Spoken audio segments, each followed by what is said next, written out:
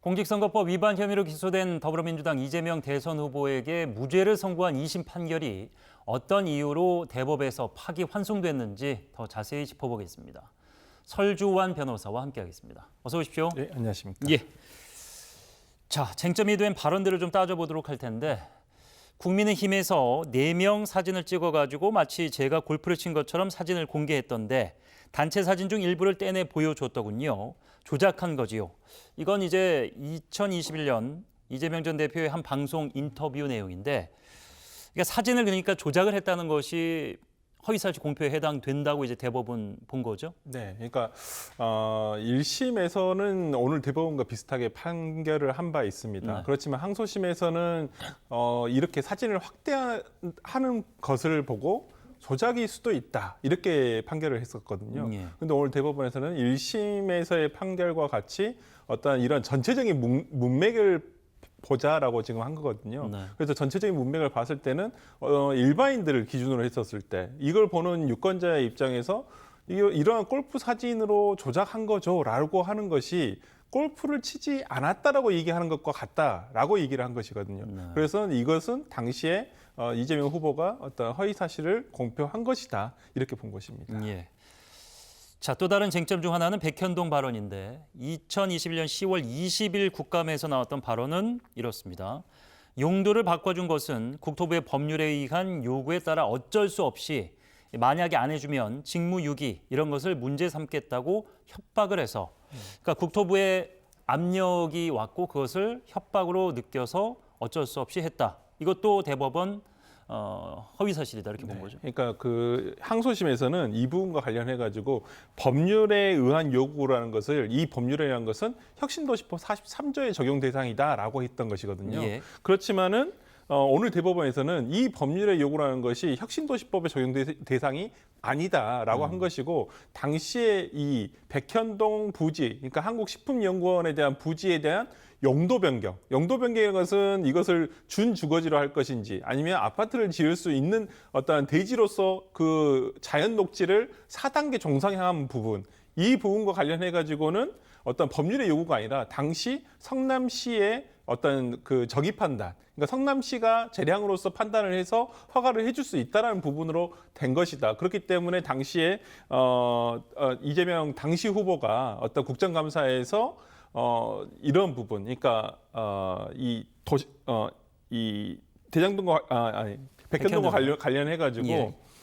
당시에 어떤 질문을 통해서 답을 한 것이었거든요. 근데 판례를 미리 준비했었고 이 부분과 관련해 가지고 구체적인 부분은 뭐냐면 직무유기로 협박하겠다는 국토부의 협박이 있었다라는 구체성을 얘기했다는 부분이에요. 예. 그래서 이러한 부분 등은 어떤 유권자들로 하여금 아니면 일반인들로 하여금 어떤 선택의 오인 가능성을 줬다라는 부분에서 유죄로서 유죄 취지의 어떤 파기환송을 한 것입니다. 네.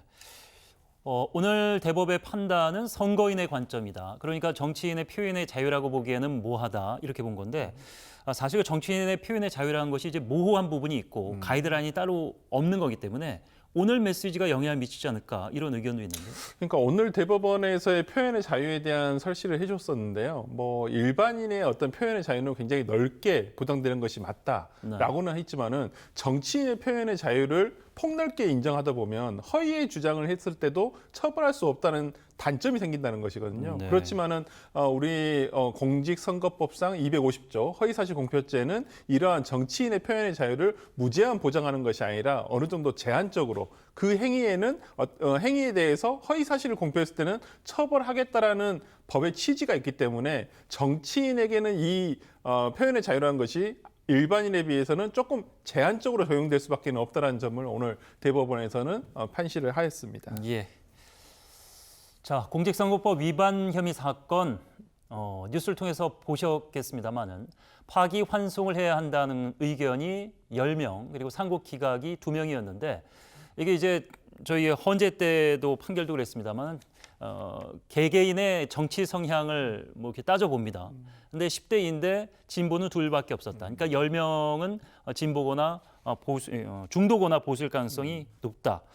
그래서 계속해서 이제 정치적으로 해석을 하는데 어떻게 생각하십니까? 글쎄요, 저는 지난번 헌법재판소의 판결을 결정을 보면서 어떤 그 재판관의 성향이라든지 어떤 뭐 출신이라든지 예. 이런 것을 분석하는 건 더 이상 소용이 없다, 무용하다라는 저는 생각이 들거든요. 오늘 재판도 마찬가지로 저는 생각이 듭니다. 어떤 법리에 의해서 판단을 했을 거라고 생각을 하고요. 예. 어떤 성향이라든지 이런 부분, 누구의 추천이다, 이런 누구의 임명을 받았다, 이런 부분은 크게 저는 좌우됐다고 생각하지도 않고 이런 부분을 가지고 판결을 바라보면 오히려 이 판결을 왜곡할 수가 있거든요. 예. 곡해해서 받아들일 수가 있기 때문에 저는 이제는 그 어떤 재판관의 성향, 출신, 뭐 이런 누구의 임명 이런 부분은 더 이상 거론되는 것은 어떤 사법부 존중의 차원에서도 올바르지는 않다고 봅니다. 예.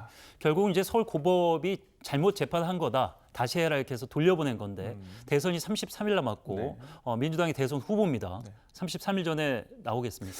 아무래도 뭐 법리적으로 불가능하다고까지는 말할 수는 없지만은 현실적으로는 그 절차상 소요되는 시간이 있기 때문에 조금 불가능하지 않을까라는 생각을 좀 듭니다. 그걸 뭐 이렇게 당겨서 급하게 하면 또 정치로 해석이 되니까. 아무래도 그러면 민주당 입장에서는 이걸 정치적으로 공격을 할 수밖에 없죠. 그렇기 때문에 고등법원에서 어떻게 할지는 모르겠습니다. 이번에 대법원도 상당히 이례적으로 빨리 진행한 건 사실이거든요. 예. 만약에 파기환송을 다시 심판하게 되는 고등법원에서 이러한 대법원의 취지를 인정하는 측면에서 빠르게 진행한다고 하더라도 뭐 그것이 물리적으로 뭐 불가능한 건 아니고 또 이 파기환송심의 결정이 어떤 형량이 이제 형량 결정만 남았거든요. 유죄 무죄는 이미 떠났습니다. 그러면 이제 고법에서 아니 대법 너희가 잘못한 거야. 우리가 맞아 해서 무죄가 맞아 이렇게 할 확률은 할 없는 수도 거죠. 있습니다만은 기본적으로 대법원 저런 합의체에서 내려온 판결을 유무죄를 다시 바꾸는 경우는 극히 없거든요. 그러면 이제 100만 원을 앞두고 그렇죠. 그러니까 뭐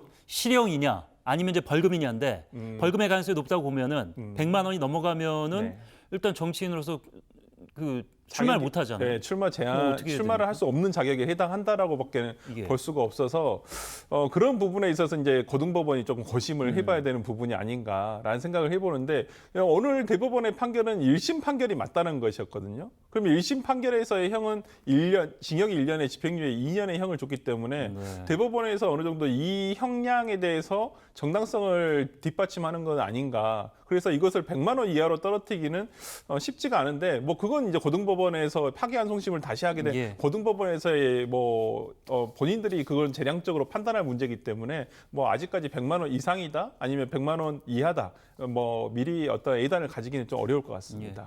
저는 뭐 개인적으로 그걸 여쭤보고 싶습니다만 굉장히 이제 부담스러운 질문이기 때문에 시청자 여러분들이 가장 궁금해할 질문 하나 드리도록 하겠습니다. 그러면 33일 후에는 어쨌든 대선이 열리고 제가 누구를 지지한다는 발언이 아니고 현재 여론조사라고 하면은 이재명 후보가 대통령이 될 가능성도 상당히 높은 상황이에요. 대통령이 된 이후에 재판이 멈출 일은 없고 진행은 계속 되지 않겠습니까?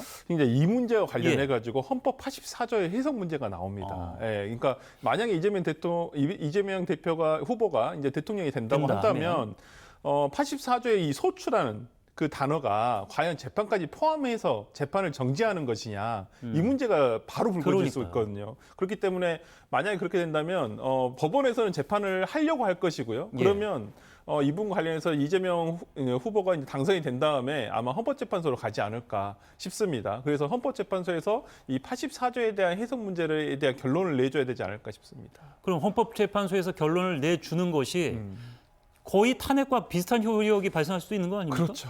그럼 이게 이 부담을 굳이 헌재가 질 것이냐? 그렇죠. 그것도 이제 정치적인 재판이 될 수밖에 없는 것이고 그 전에 앞서서 대법원에서도 해석을 할 수 있습니다. 대법원에서도 헌법에 대한 해석권이 있기 때문에 84조를 가지고 우리는 이렇게 재판을 진행할 거다라고 하면서 84조에 대한 해석을 내놓을 수가 있거든요. 그렇기 때문에 지금 뭐 당선 이후에 재판 진행이 어떻게 될지는 모르겠습니다만은 대법원 또는 아니면 헌법재판소까지 아마 가지 않을까라는 생각을 해보게 됩니다.